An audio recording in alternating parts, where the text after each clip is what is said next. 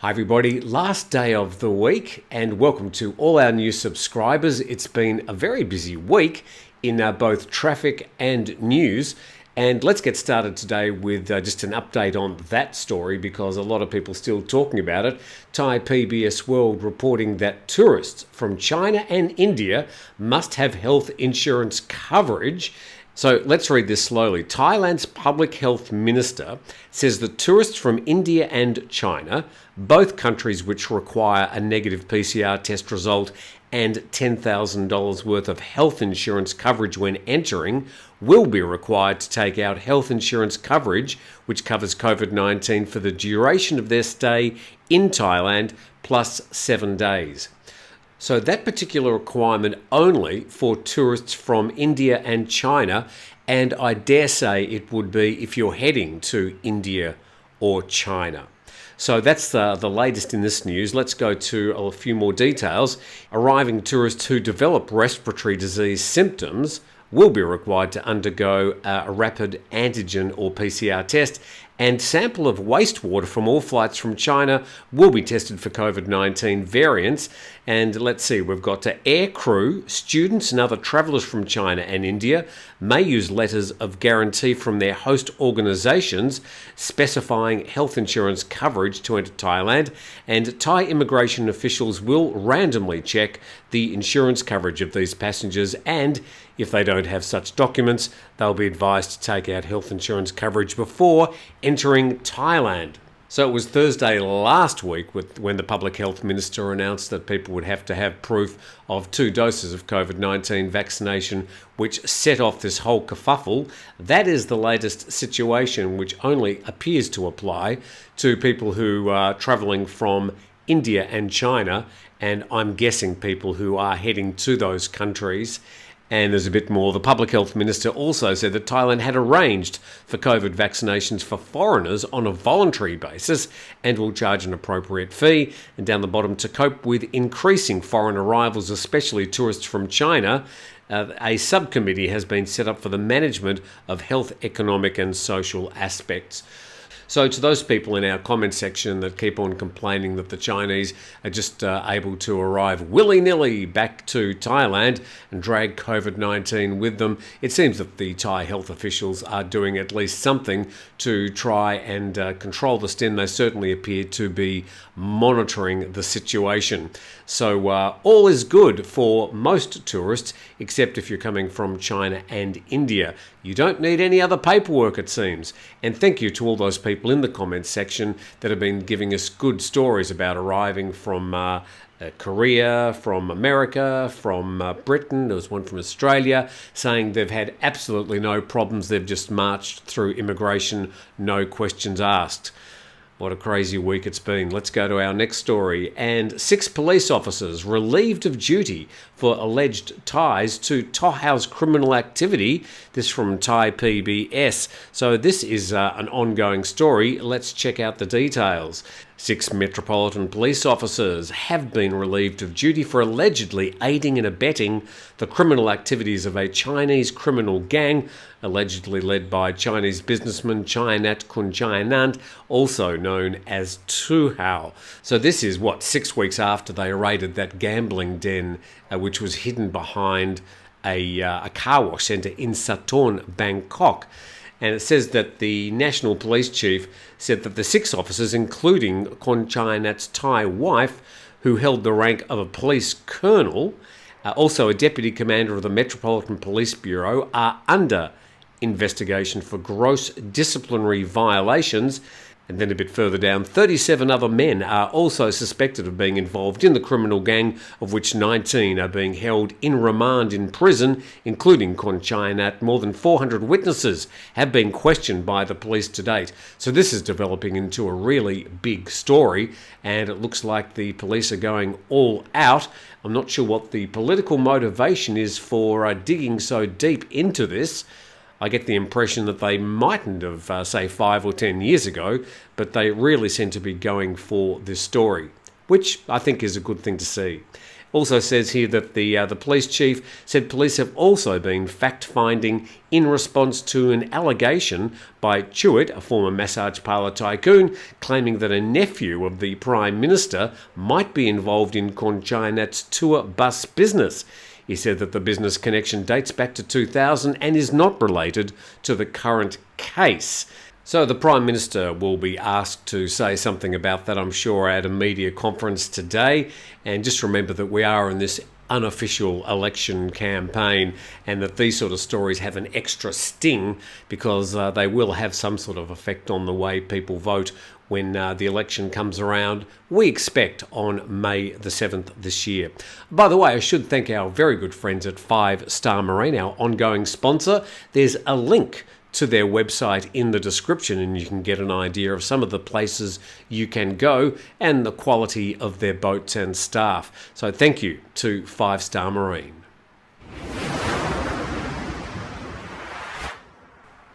You're watching TNT. Now, tomorrow we've got our usual Saturday program. We were going to be doing a retirement special tomorrow, but that's now been delayed to at least the next week. So it's just Nick and I tomorrow doing our live program, and we do have quite an interesting announcement for you during that program.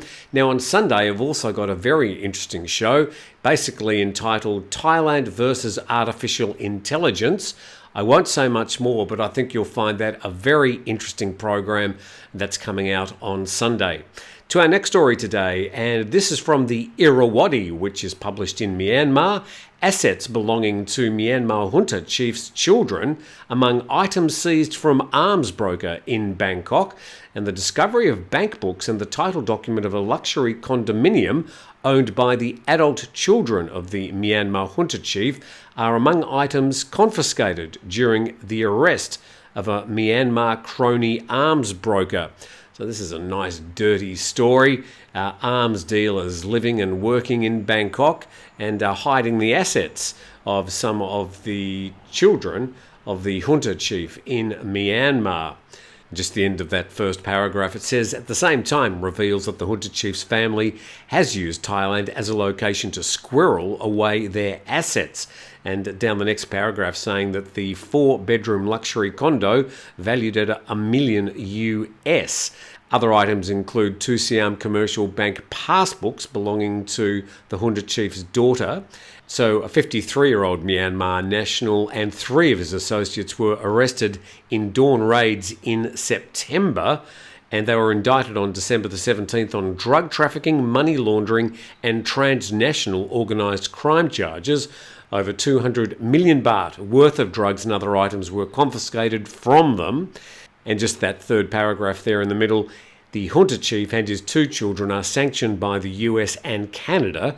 The junta chief has maintained a close personal relationship with the Thai Prime Minister Prayut Chan-o-cha.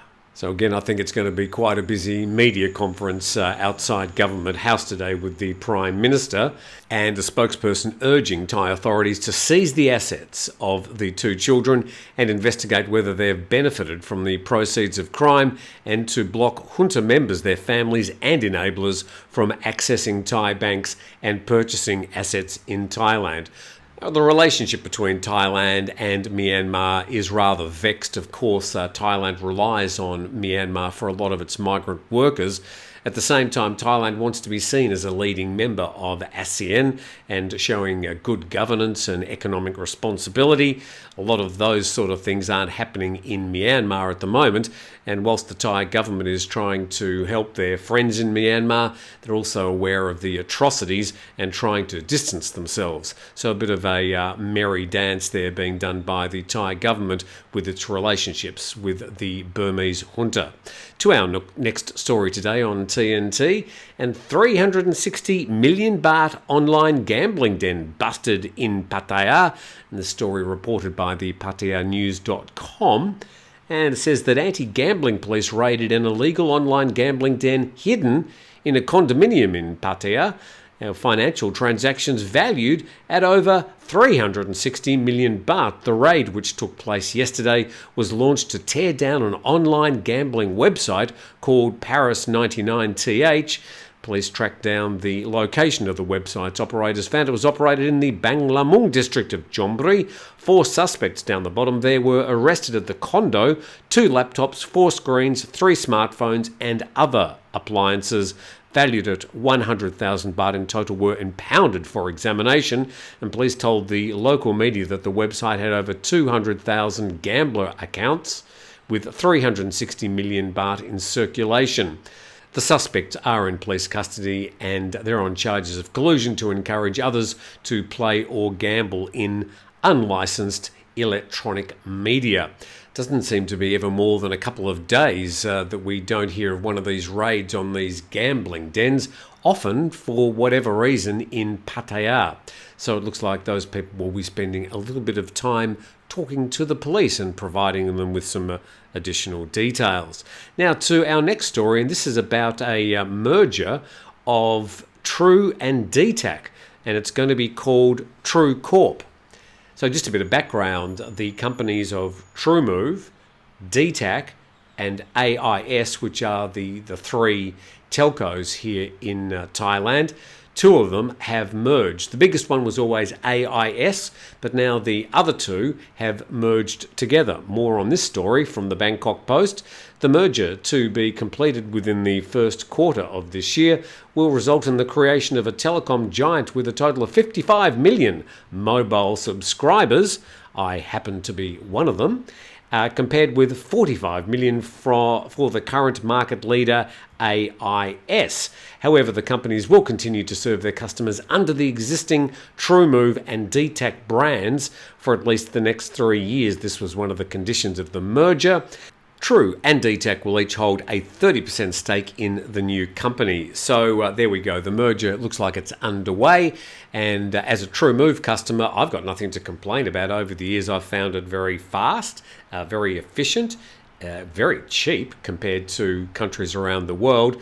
And I've just done the trip, of course, from Phuket to Bangkok and back, and I had excellent service all the way through.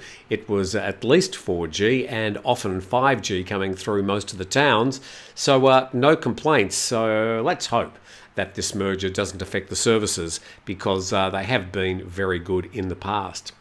Some sad news now, and I've got a bit of a story with this one as well. After 17 years, Design Centre and Co-working Library to close at Emporium.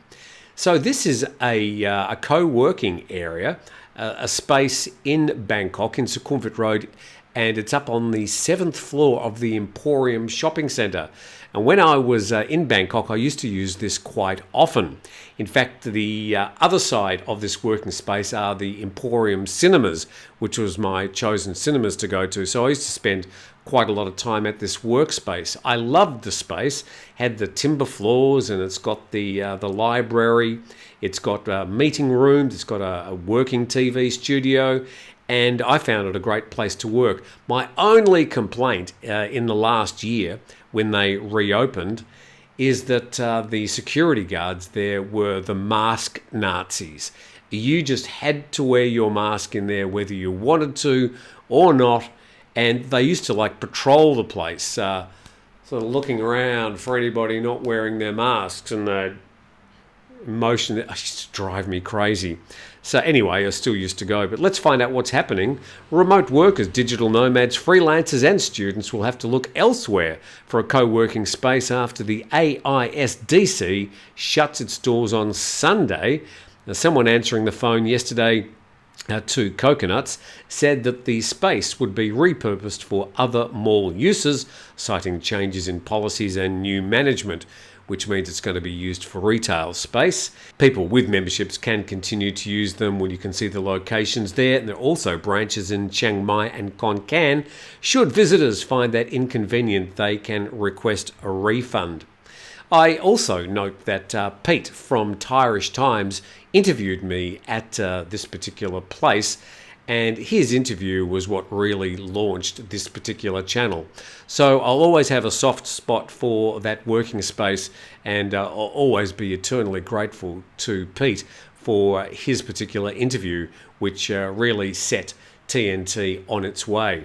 And I think we just kicked over 16,000 subscribers, by the way. So that last 1,000 happened really quickly. Again, Thank you very much to the Public Health Minister for making that happen. Our next story now, also from Coconuts, Phuket torpedoes floating party boat launch plans. So let's just check on this. We'll go back to a picture of the boat. I think that's much more interesting to look at. So the boat there, complete with its palm trees, it looks pretty heavy. It's really just a floating barge, but very nicely put together. But let's see what the officials say. Phuket officials sank plans to launch the floating party boat, saying it wasn't up to code and lacked permission to operate. Originally scheduled to open later this month, the Yona Beach Club was told to suspend operations after local officials raised concerns about its permits and potential public nuisance and environmental damage. The director of the Phuket Regional Harbour Office said that the boat cannot run until it acquires a licence to operate as a passenger boat with food and beverage services. The ship had only a passenger licence, adding that its operators were previously fined 10,000 baht for running with expired permits. And even the Phuket governor, Narong, said he disagreed and did not approve of Yona and ordered his team to conduct inspections and meet with Yona's owners and find solutions. And the captain of the Maritime Enforcement Command Centre said local authorities disapprove of Yona operating in the middle of the Andaman Sea. Mind you, it was situated right in the middle of Patong Bay. The command centre was gathering information down the bottom there. Yona Beach Club made headlines earlier this month by announcing it would welcome visitors starting on January the 23rd. So I've seen a lot of influencers appearing in social media, a lot of publicity, but it looks like, as Coconuts says, that has all been torpedoed for now, and it may be a few months until we see that boat in operation, if at all. And I don't know what they're going to be doing during the monsoon. You certainly wouldn't be able to have a boat moored like that out in Patong Bay during the monsoon season. And this is a bit more on that opening story we did today, also from the Bangkok Post. Immigration officers linked to triad visa racket. Let's check out. The former massage parlour tycoon Chewit submits documents about Chinese nationals running grey businesses in Thailand at the Royal Thai Police Headquarters. An investigation into corruption by senior Immigration Bureau officers has found clear evidence of some officers helping foreign criminals and even serving as owners of foundations that arrange visas. One of the foundations had its headquarters in a chicken coop. And let's go down to the bottom there. The investigative committee found clear proof of offences such as renewal of visas for Chinese nationals through foundations, visa applications by schools, or falsifications of signatures of a deputy governor. Some officers had used houses and even a chicken coop as offices for foundations set up to apply for visas for Chinese nationals. Investigators found some Immigration Bureau officers were owners of foundations that hired agents to falsify documents. And then down the bottom there, police are expected to summon all of the accused officers, ranging from commanders and station heads to officers at the operational level, to hear charges next week. And he's alleged that 3 former division commanders of the Immigration Bureau, this is Chewit, took bribes in exchange for approving non-immigrant visas for 3,325 Chinese nationals, and the Chinese nationals were being charged 100 to 300,000 baht per person. Gee, I know some visa agents that will do it for a lot less than that. But that story continues to evolve as well, in concert with the story about the alleged drug lord Tuhao. And, this news of a 300 baht land entry fee for Thailand tourists expected to take effect in June. This has been postponed a number of times, but now it looks like, well, it's been postponed to at least June. The National Tourism Policy Committee under the Tourism and Sports Ministry approved a proposal of collecting a fee, roughly 300 baht, on foreign tourists who enter Thailand as part of the Tourism Promotion Fund, which would include tourist accident insurance and funds for affected labour and entrepreneurs in case of a financial crisis. don't think that there's that many people that would argue about that 300 baht fee for incoming tourists if it was used for exactly what they're saying there. Because there are a lot of people that get into some sort of financial trouble, often people ending up in hospital without health insurance that then creates a burden for those hospitals or for their families as they try and bail them out of the mess they're in. So if it's used for those sort of purposes, then it's probably a good thing. But anyway, you won't have to pay for it until at least June, it appears. And it seems that they're going to get the airlines to collect it as part of the fee to fly to Thailand. And with that, I thank you very much for watching today. Hopefully you're more up to date. Look forward to seeing you tomorrow with Nick on our live program. And on Sunday, as I said, we've got that program about Thailand versus artificial intelligence. I thoroughly enjoyed putting that story together, so hope you enjoy watching it. Please subscribe to the channel if you get a moment. In the meantime, thanks for watching. Have a fantastic Friday, and we'll see you tomorrow.